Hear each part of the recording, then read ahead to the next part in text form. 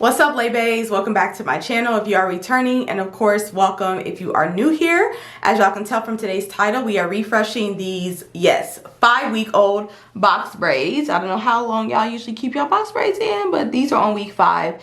And the good thing is I don't have like I don't have really much buildup at all. But they do need a good wash, to be honest. But you can tell, of course, from all this new growth how old that they actually are. So we're gonna go ahead and go through that process of me washing them and just basically refreshing them, because I do need them to last me another 1 to 2 weeks. I'm gonna try not to push it to a full 2 weeks, but I definitely need them to last me the rest of the week up until the weekend. So without further ado, let's get right on into today's video. I'll share my world with you. You gonna waste your time. Before I hop in the shower, I just wanted to let y'all know what shampoo I'll be using. This is the My Organics Pomegranate Honey line. Absolutely love the whole entire line. I'm also going to be using the leave-in, but we'll save that for later. So just going to do probably 2 quick washes with this. Make sure I thoroughly rinse everything out. And then we'll go into like the refresh process, if that makes sense. Just what helps make them last even after wash.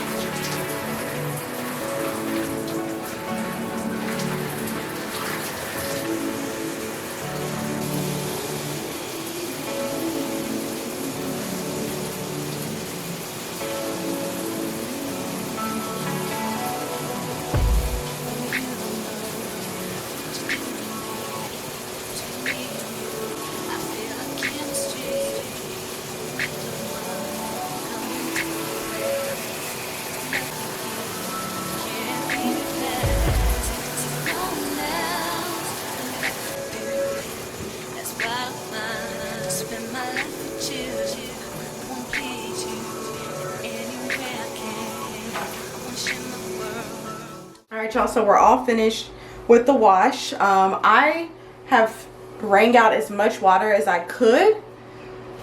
I used just a big old towel, and it's not dripping anymore, so that's good. And the braids, as y'all can see, the braids are still intact. There's not a lot of frizziness or anything, but we want to keep that going. Of course, the roots are very frizzy right now, you know. But the scalp looks great. The scalp is so clean, so I'm so happy about that. So yeah, I'm just going to wring as much water as I can out. And then I'm going to go in with my leave-in. This is the leave-in that I always use, so I'm going to continue that pattern for that leave-in. And then I'm also going to be oiling my scalp with the rosemary mint. I'm laughing because of all the drama surrounding this oil. And then I'm going to go in with the mousse, which I'll show y'all which mousse that I use. But first, we're just going to go ahead and oil the scalp. I don't think it matters like what order you do it in, like leave-in or oil. You just want to make sure that you're really getting into the sections of your hair. I love these dropper. I love oils that have like some type of like nozzle where you can kind of like concentrate it in the areas that you need, because all I do is just put it right in the crevices of where the braids are. So I think that's enough. And then what I'm going to do is basically just kind of massage it all in. Massage it here, massage it in here. And then we're going to go in with the leave-in. And I'm going to first kind of like do it here. And you also can dilute it. I saw another creator, when she refreshed her braids, she actually says she dilutes the conditioner, or no, she even diluted the shampoo if I remember correctly. Y'all might know who I'm talking about, but I thought that was interesting that she actually diluted the shampoo and sprayed it directly in her hair when she did it. So I'm running out of leave-in. Hold on, y'all. I'll be back. I gotta get my other bottle. Almost a brand new bottle. So I got that now. And this is plenty to just saturate it through the entire head.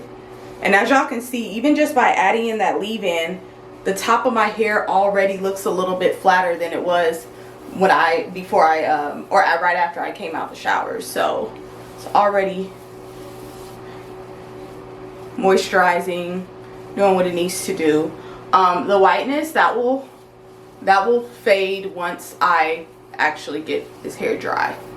Okay, now for probably the most important part when it comes to frizz and just making it look neat, you need a good mousse. So this is the mousse that I use. I use the Design Essentials almond and avocado curl enhancing mousse. I love this mousse. This is the one that I've been using for every time that I've refreshed my braids, which has been probably about 3 or 4 times fully. No, not 3 or 4 times fully, but with a wash probably only twice, including today. And then I've used it quite a few times just overnight when I needed to refresh it for whatever reason. So I am not going to be shy with this mousse. So just going to basically make sure that I saturate it in everywhere. And then what I'm going to do is I'm probably going to need some more after this.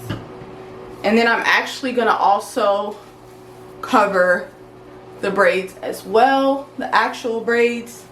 So the top, you guys can see here, it's a lot, but it's just a foamy mousse, so it's all gonna dry.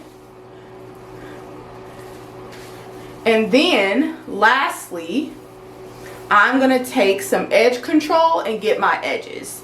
So you guys can tell I don't really have a lot of edges out, and it's not the braider's fault. It's just I don't really have edges that you like can really brush down. Like, it doesn't really look good to leave them out like that. So she didn't braid all of them because, you know, I want some when I take them back, when I take the braids out. But I don't have like that typical, you know, scoop that a lot of other people have. But it's all good. It's all good. So this is my favorite edge tamer. I have a couple of favorites, but I think this one is the one that I typically always like go right back to.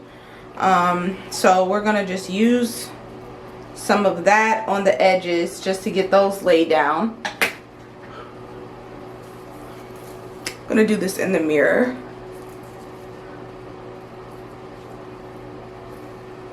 Like I said, I don't have the swoop edges and all of that, so I'm just putting enough here to like lay the actual edges down. And typically what I end up doing is just like kind of putting edge control on the edges and then just kind of brushing them back. Like, for me, that just looks better because, like I said, I don't have enough edges out to do it differently. Just ends up looking kind of weird when I try and do the swoop thing myself. So this should work just fine.